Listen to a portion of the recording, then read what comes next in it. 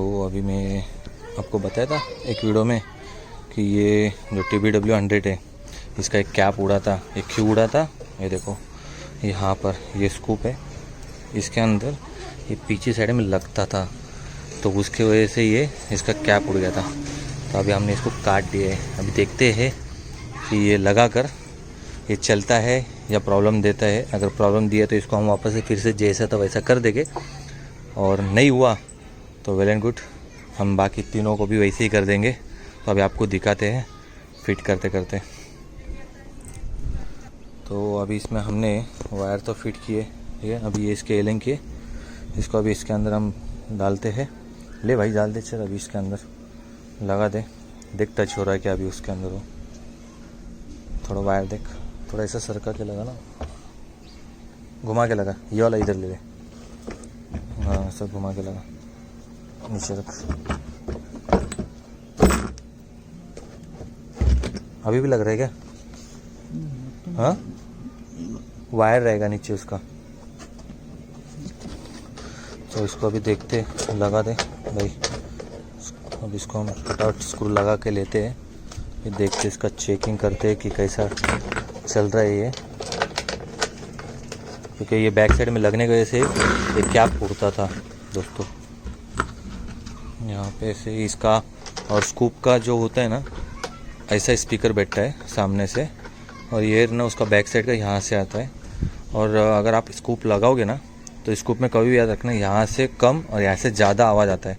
Booming यहाँ से आता है बहुत ज़्यादा, आप अगर सुनोगे तो आपको पता चलेगा।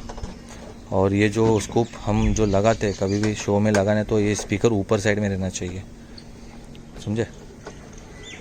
मैं आपको इसकी चेकिंग भी बताता हूँ। और ख़ास करके दोस्तों मुझे ये बताना है कि स्कूप कभी भी याद रखना, ये पीडी जो स्पीकर होता है ना, जो 1850 मॉडल नंबर होता है, ये उसके लिए होता है। ये तो हम इसमें अगर ये बिटा रहे, लेकिन ये कैसी बात होती है, एक्चुअली ये स्पीकर को हॉक बिन में अगर हम बिठाते तो अच्छा होता था, और पीडी का कोई भी स्पीकर इसमें बिठाओ अच्छा चलता है। तो इसको देखते हैं हम फिट तो किया। अभी हमने ये एक एलन की लगाया, ये दो में नहीं है तो ये नहीं लगाया, ये सब लगा रहे।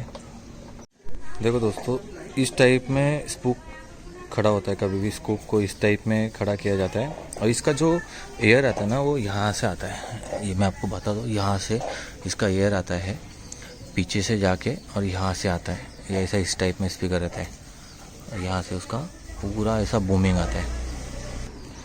और स्कूप का जो चीज़ होती है ना दोस्तों, ये पूरा मतलब इसका जो काम होता है ना, बूमिंग जो होता है, ये ऐसे अगर हम लोग 4 लगाए ना, तो यहाँ पे रास्ते पे जो खड़ी होती है ना, ये सब वाइब्रेट करती है। तो ये उसका काम इस टाइप में होता है। इसलिए स्कूप जो होता है ये जगह पे और लॉन्ग पे भी जाता है, और जगह पे भी होता है। जगह पे इसका बूमिंग ज़्यादा होता है, ठीक है, और उतना ही स्वीट लॉन्ग पे भी जाता है।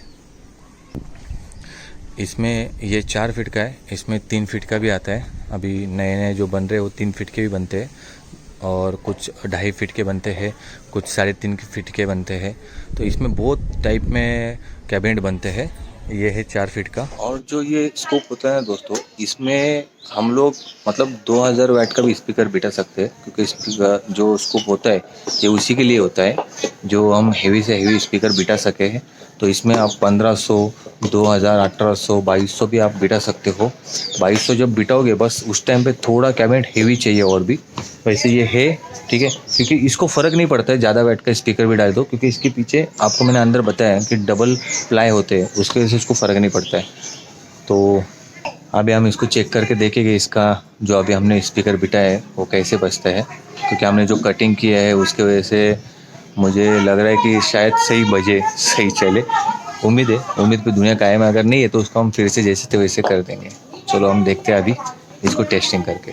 चलिए तो अभी हम इसको चेक करते हैं। छोड़ थोड़ा आवाज़ छोड़, देखने दे।